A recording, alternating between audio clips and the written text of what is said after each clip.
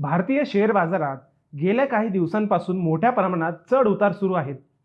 गेल्या आठवड्यापासून शेअर बाजारात सातत्याने घसरण होत आहे.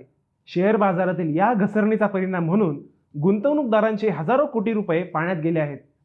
मात्र या साऱ्यांमध्ये शेअर बाजारातील काही कंपन्यांकडून आपले तिमाही निकाल जाहीर केले जात आहेत. सोबतच काही कंपन्या बोनस शेअरची आणि लाभांश देण्याची सुद्धा घोषणा करत आहेत. याचा परिणाम म्हणून काही कंपन्यांचे स्टॉक्स फोकसमध्ये आहेत. तसेच या घसरणीच्या काळात टाटा समूहाच्या एका स्टॉकने आपल्या गुंतवणूकदारांना जोरदार परतावा दिला असून यामुळे गेल्या काही दिवसांपासून हा स्टॉक मार्केटमध्ये चर्चेचा विषय बनत आहे.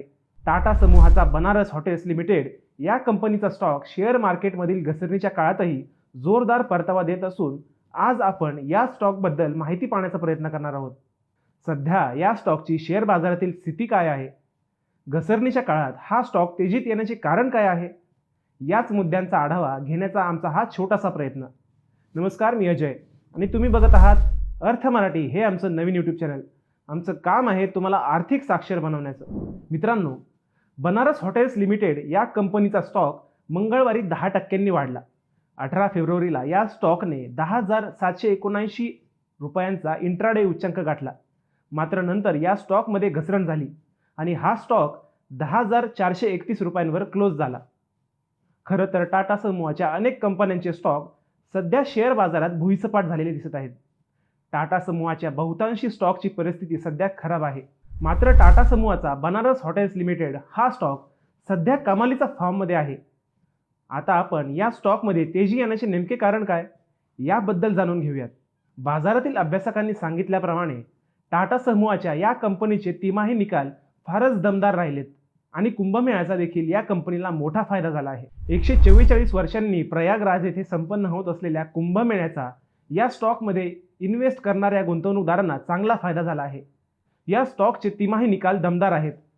शिवाय सध्या सुरू असणाऱ्या कुंभमेळ्यामुळे हॉटेलची मागणी वाढली आहे आणि हेच कारण आहे की या कंपनीचे स्टॉक सध्या तेजीत आहेत.